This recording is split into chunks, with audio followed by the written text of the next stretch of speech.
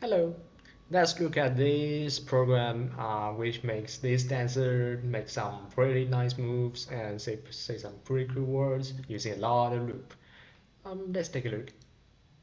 So let's say let's dance, move right for 4 steps, switch to a new appearance, make some pretty cool turn, which is a 360-degree turn in 10 steps, and say now it, move back 4 steps, move away 5 steps, and switch back to the original appearance and basically say bye. That's basically this program. A little bit, it's kind of simple and self-explanatory, but the important thing we want to see here is how we are using loop to optimize this program. Like, for example, if at here we are using this loop to make it move right by 4 steps, which is basically this thing. That's exactly the same thing, okay? That's exactly the same thing. But we can simply use this to substitute this.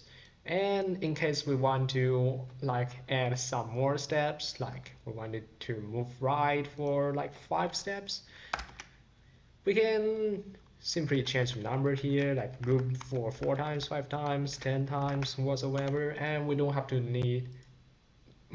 don't need to add any new instruction here, which is pretty good to work with, and it is also simpler to look at this than to figure out how many blocks do we have here. It just makes the whole program looks nicer. The same also goes to this turning, which is turning for basically you see 360-degree full circle. While if we turn it to basic block language, it will be like this. Um, it's, it's doable, but it just doesn't look good.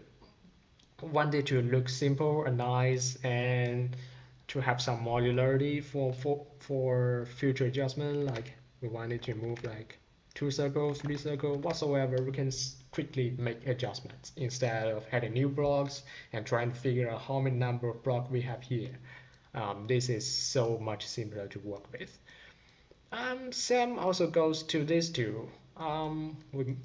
We let this to move back for 4 steps, which is basically still this, but we change it to -20, right? Which is -20, -20, -20, -20, which is still this, but we're still using loop to optimize this. And you see, I have to change every single instruction here, and we don't have to change it here. And also this, right?